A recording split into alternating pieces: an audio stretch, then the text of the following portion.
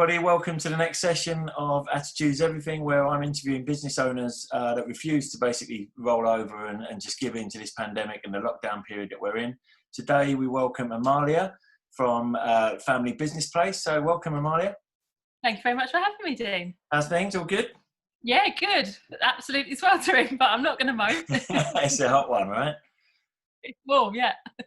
So Amalia, can you just give everybody a bit of a, well, I obviously know you pretty well, but and have worked a bit with you in the past. So, can you just give everybody a bit of an insight as to what you do there? Sure. So Family Business Place is a nationwide membership for anyone who runs a family business. It does what it says on the tin, really. So we have 150 members all over the country, and they range from everything from, we've got a hotelier with 3,000 staff, we've got small husband and wife startups, we've got third generation families, and I've actually got a 26th generation butcher. So wow. A family business of any shape and size, any industry, any location. But the one thing they all have in common is that they're running a business with their family, or it's been passed down through the generations. And so we are here as a membership network to support them, to promote them, and to help them thrive, really. Fantastic. So these businesses, we all know how tough a family business can be anyway, right? Being in business can be tough, massively rewarding, as we know, but it can also be tough. Being a family business can be even tougher, right? A lot of people say to me, how on earth can you work with your family? Exactly, yeah. And I've been in family businesses before, and I coach a number of family businesses. So, it's a whole new dynamic on this, right? Absolutely. But there are over 3 million family businesses in the UK. So it's not some niche part of the industry, really. It's, there are millions and millions of them all around the country, just knuckling down, trying to build something for themselves and for their children to pass down. Yeah, exactly that. So, and it's amazing that you've got all the different generations of family business as well. So that's awesome. So, just so looking at this, looking at the situation that we're in, and with your family businesses and in your own business as well. At what point did you really start to sit there and think, something's happening here, something's gonna have to change? Because none of us really predicted this was gonna. Well, when I say none of us really predicted, none of us predicted on the scale it was going to happen, right? So, when did you first start seeing signs of things that you're going to have to change what you do? So it's an interesting one, because actually I took over. So I work with my mum. We're a second generation family business. And I took over as MD 2 years ago. And when I did, I looked at the business, and we were essentially an events company for our members. And I remember thinking back then, this isn't a business for the future as it is now. We need to change the way we do things, the way we deliver things, because it's just not sustainable, it's not scalable. So even pre-pandemic, I was thinking we need to make our business more future-proof, more robust. And so towards the end of last year, the end of 2019, we pivoted to deliver all of our content online, as well as at face-to-face events. Right. So in a funny way, and I'd like to say it was a stroke of genius, but it was just sheer pure luck, that we actually moved all of our membership onto an online membership portal. We started doing loads of filming online and videos online and interviews and delivering really good content that way. And we run digital training courses online. And so that all happened in 2019. So when the signs of this pandemic started happening, and when Trump closed the borders to America, and we all started saying, oh, hold on a second, what's going on here? I actually felt secretly relieved that we'd already transitioned our business into an online business. And actually, for the last however million years it's been, 3 months, I think, it's been the making of us, because obviously in-person events have fallen off a cliff and they stopped overnight. So yeah, thank goodness that we actually had the foresight to think ahead.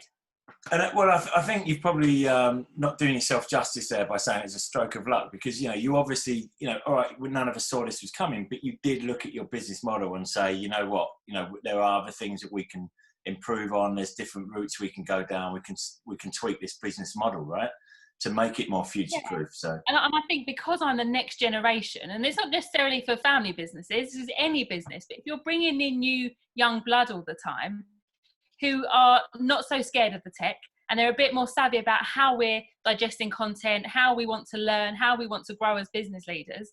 And I think if you can harness that in your business, that younger generation, and think, it's upward mentoring really. And it's like, okay, come on, what great ideas can we have to make sure that our business is future proof? You've got them there in your team somewhere. It's just that you need to pull them out. So I think as the next generation who are far more marketing savvy, digital savvy, and a bit more comfortable with tech, it was a really obvious thing for us to do. Had it been left to my mum, she would have carried on running events, which are fantastic, and we all miss them so much. But it needs to be future proof. And I think any business, whether you're bricks and mortar, whether you run a firm or you're a big corporate, you need to think about how people are going to behave in the future. Yeah, I totally agree. And you guys, so you've even, you've taken it a step on again though, right? So you took a lot online and you were doing that, as you said, but I was lucky enough to be asked to talk on be a speaker on one of your events. I know you've got another one coming up very soon, right? So you've stepped it up a level again. So where did you find the motivation or the inspiration or, the energy to say, what, we're doing this, we are in a good position, but now we're going to push on even more? So I think as business leaders, when the shit really hits the fan, you don't have a choice but to just get up each morning and say, right, we're going to make some difficult decisions today. We're going to make some brave decisions. I've had a knot in my stomach for the last 12 weeks, I think, because you're just worried that what you're doing isn't going to pay off, or it's not going to work, or it's the wrong thing to do, or should you just play it safe?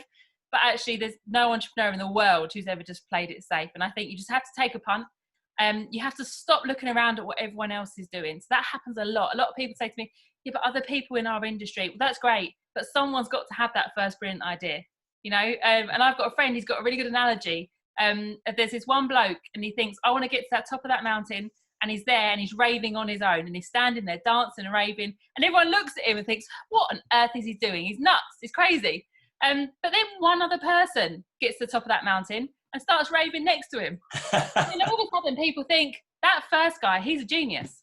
Yeah. And I think as business owners, as business leaders, or as team leaders, as managers, you've got to be that first guy up there with that brilliant idea, and you've got to have the courage to do it. And you know what? If it backfires, it backfires. If no one died, we're all healthy, we're all safe, let's just give something a go.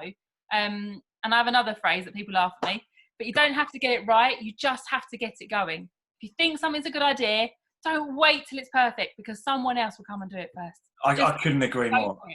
I think that's fantastic saying, and it's something I try and talk to my clients about, the amount of clients that have these ideas, or they're doing certain things, they might be working on their branding or their marketing or whatever, and they leave it until it's never going to be perfect, right? We're never going to be 100% happy, because as business owners, we're perfectionists and we want it all, So you've just got to get it out there to market and start to learn with what you're doing as well, and I completely agree with that.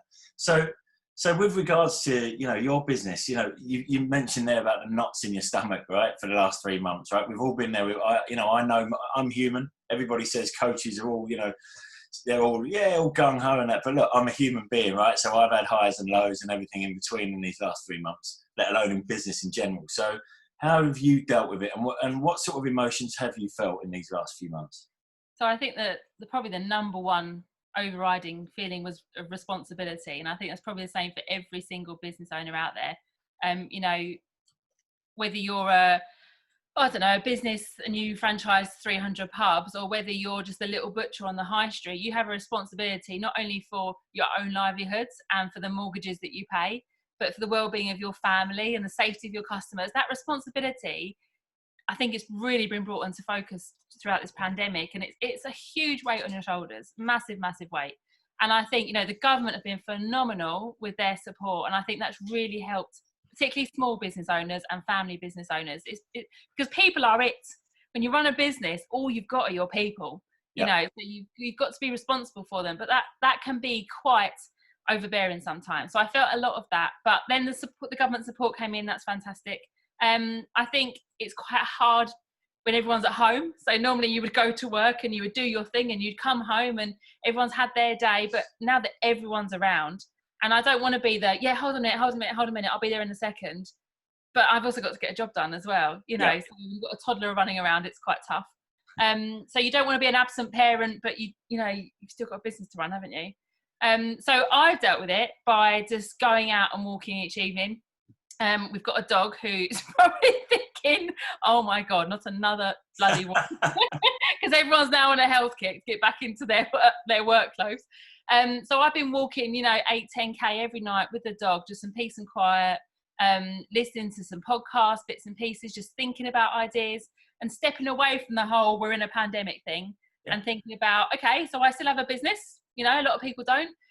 What am I going to do with it now? How am I going to move it forward? So getting some headspace and some just time alone and some breathing space away from the pressures of what's going on has been really important. And still having fun with it?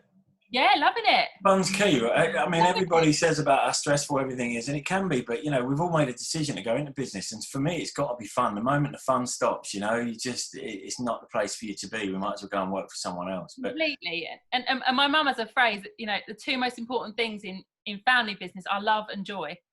And actually, regardless of family business or not, you love people you work with, your colleagues, your suppliers, your customers, and you have to have joy. You have to want to go to work and smile, and that's why we all run our own businesses. Because we didn't want to work for someone else. We wanted to do something that made us happy and that we were passionate about. So we've had some hairy moments, and I've absolutely been crapping myself. But then when it's all done and dusted, you look back, you think, we did that. No one else did that for us. We did that. Yeah. And it's important to remember to have a bit of fun along the way. Yeah, and it's a great feeling of self-worth, and there's a lot of gratitude out there within the community as well. And I know that what you guys do and the way you support the community that you've built is pretty phenomenal, right? And obviously, your energy and your positive attitude is infectious to everyone that is in your community, and that's clear to see. So, what's probably been your biggest win up to this point within these 3 months? So I think this has actually made us think very differently. So I love our members to death, but this has really sharpened our focus on that is our sole purpose, actually. We did a bit of a rebrand a while ago, and we were looking at, our purpose and our mission, our values. And we had my sister did this lovely fancy graphic with members right at the heart of everything. And it was on a piece of paper, and it's like, yeah, we believe in that. And then this happened, and all of a sudden, all we are here to do is to serve our members. And I think if we can bring value to them, long term, they will bring value to us. And I think every business owner has to think like that. So you need to, if you can, avoid the short wins, and you need to think about how can I deliver value to my customers, because I need them to succeed. Because if they don't succeed, we don't succeed. Yeah. So if you can bring value to them, they will eventually bring value to us. And all I can hope is that at the end of all this, people say, thank goodness I was a member of Family Business Place. Yeah. I mean, we've spoken about this before, right? And I often say to business owners, think about how you want to be remembered when we finally come out of all this. And I know we've talked about this, right? That where people look back and they'll say, wow, Family Business Place were absolutely phenomenal. They supported us all the way. They picked us up when we were down. They helped us make improvements when we were already good. All of those things. But it's about, there's a lot of business owners I'm speaking to in this series, are all of that, that mindset, right? They're doing everything they possibly can, all for the right reasons. And I'm a massive believer in paying things forward, and it will come back as well. I think when you're up against it, like most of us have been, the first instinct is how can I make a sale? Yeah. And how can I chase down that lead? And I think you need to have the confidence in yourself, in your business, and in what you're doing, and in your mission and your purpose as a business. You need to have confidence in that enough that the sales will come. Yeah. Because you're absolutely right. People remember how you treated them throughout all of this. Yeah. And we rang a member yesterday, and he's like, "I am just bowled over that you even bothered to pick up the phone. Nobody else has." And that makes me really sad, because he's got an accountant, he's got a lawyer, he's probably got a tax advisor, he's probably got, he might have a coach, you could have an HR advisor, and we're the only people that picked up the phone. Yeah. That says a lot, doesn't it, about the ecosystem of a small business owner, really. So, and I tell this to everyone I say, I send thank you cards out, left, right, and centre. Just thank you for that lovely chat on the phone, or thank you for a great coffee the other day, or thank you for paying your invoice on time. It doesn't take much. It's the price of a stamp. It doesn't take a lot. It goes such a long way, though, right? Such a long way. And you don't know what battles each person is facing. So to get your thank you note or to get your phone call could come at the right moment in time when they're really struggling. So talking about your clients, and I'm not asking you to come up with anyone in particular, but did you see a real roller coaster of emotion with those guys? So we've already said that you're a very positive person. You're realistic in that, but you're a very positive, energetic person.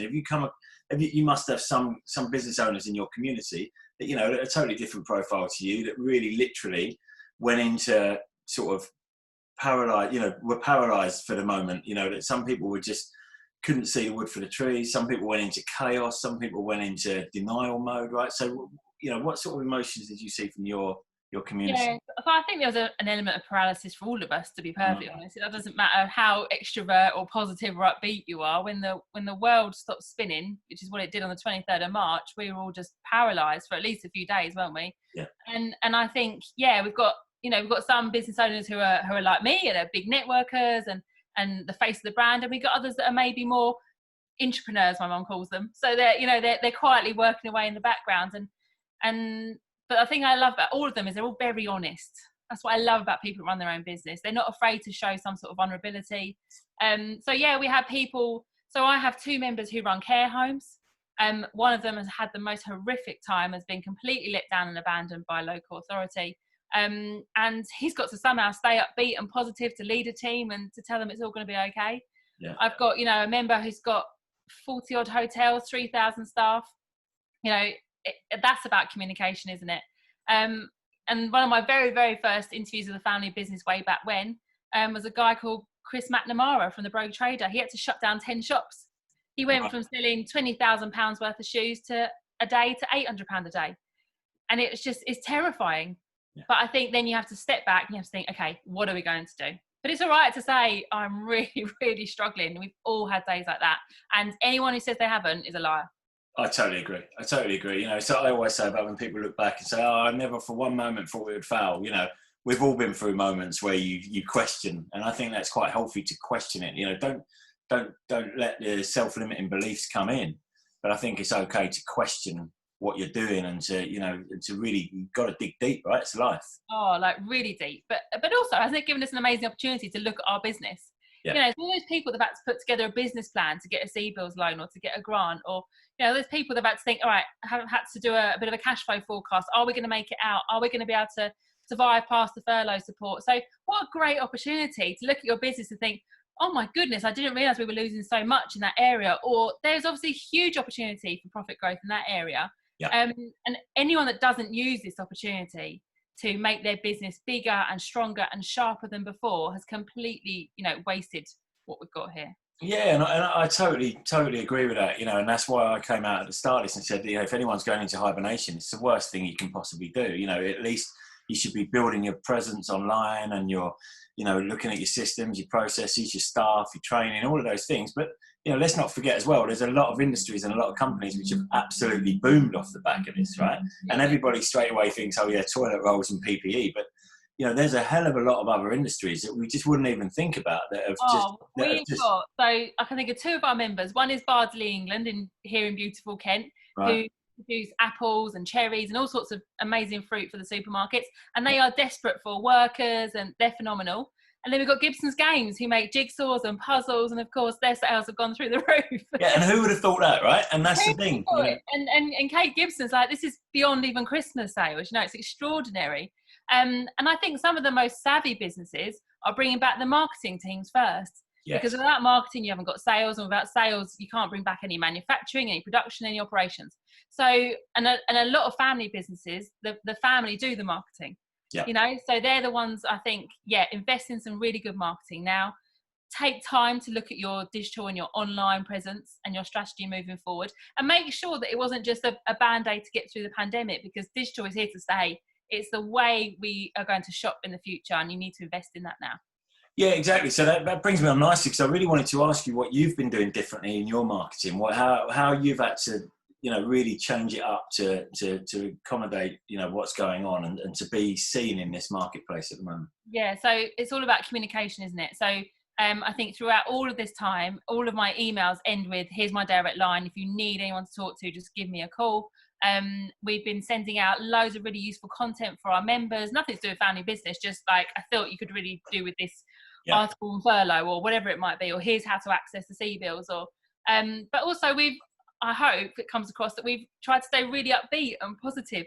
So, you know, the 2 online summits we've done, Independence Day, which is all about the power of being an independent business. Yeah. And the next one coming up, the Reboot, how to build a stronger, sharper business for the future. Because there's enough doom and gloom out there. We all know it's doom and gloom. We don't need to be told over and over again. We're having it rammed down our throats, really. So, but wouldn't it be great if there was somewhere to turn to that's positive and upbeat and, okay, it's bad, but how are we going to get past it? So that's what we've tried to do with our marketing as well. And utilise a lot more video content. I've got a new show called The Family Business Show, which is sort of a through the keyhole of other family businesses. And just understanding what your customers want, what they need, how you're going to help them, and again, how you're going to deliver value to them without always thinking about, is there a sale here? Can I make a sale? Yeah. And so, and I think that's absolutely key, right? It's empathetic marketing and selling at the moment, you know, and it's like you said right at the start, you know, when it's about doing the right thing, making sure the value is there, making sure the service, you know, that you've set that bar so high that why wouldn't people want to be a member of what you're doing? Yeah. And that's the whole point behind it, right? So, I mean, what would you say that you've learned about yourself during this time? I like my own space. Just don't get enough of it at the moment. Yeah. What have I learned about myself? So I think I've learned that I don't need to be chained to my desk, that I can work effectively and I can manage effectively and we can grow effectively without physically having to be here 7 days a week. I think as business owners, we do not give ourselves a break. Yeah. And, you know, you don't have to be at your desk to prove that you're working. So what we've done is, so I take Fridays off with my son, and I do enough work Monday to Thursday, thank you very much. You know, I don't need to be here 7 days. So I've learned to give myself a bit of a break, to take some headspace. Those walks I do in the evening are like so valuable, so crucial. And they help me sleep better. It's better for my mental health. It gives me some time to think about growing the business. I've also learned a lot about people and our team and what they are willing to do. They're willing to go above and beyond. And sometimes it's not until you hit a pressure point that you find the best and the worst in people. Yeah. And we have a phenomenal team here. So I think I've just learned a lot about, I don't know, just give yourself a break and say it's okay and ask for other people's ideas rather than always having to be from the top down, worrying about, okay, I've got to come up with all the ideas or I've got to have a solution to this. It's like, well, let's regroup as a team and figure this out together, not one person's responsibility. And that's going to help you going forward, right? Because look, we don't know whether there's a second wave coming. We don't know whether, if it's not this, it will be something else at some point in the life of our business. You know, we had a downturn in 2009 and stuff like that, but you know, nothing on this scale. It was, you know, economic wise, it was massive, but it wasn't a pandemic, so there wasn't the health side of it involved. But you know, we know the cycles of business. We're going to come back round to these challenges in some shape or form. So it's about making your business future-proof again. Pretty much what we spoke about right at the start of this interview, right?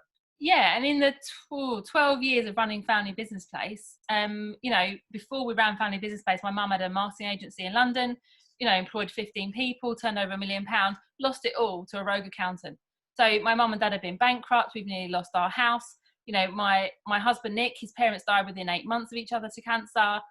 We've started this business. We've grown. We've been through like a lot.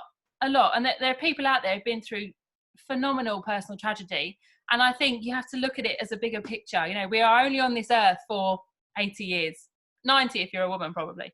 But we are only on this earth for a short period of time. So all the things that cause you pain and heartache and give you that knot in your stomach, you know, is it all worth it? Or can we now look at what we've got? You know, I've got my family, I've got my health, I'm alive. You know, I've got a phenomenal team, we've got a brilliant business and we smile every day, we have great fun.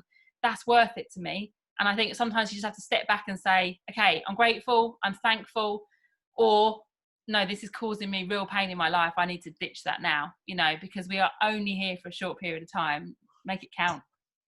And you know what? I couldn't end it on any better note than that, to be honest, because I think, you know, I sort of wanted to sum it up by saying, you know, that, you know, I said earlier, your energy and your positivity and your, you know, the way you approach things is, you know, it's inspirational, right? And it's also, you know, it wears off on everybody around you. So, you know, I'm a massive fan of what you guys are doing at the Family Business Place. And, you know, I look forward to seeing you just going from strength to strength. And because of that, the amount of businesses and the family businesses that you're helping to be able to get you know, for you to go from strength to strength, they have to go from strength to strength, right? Yeah. So it's a win all round. So it's fantastic what you guys are doing. Thank you very much. Thanks for your time, Amalia. Thank you.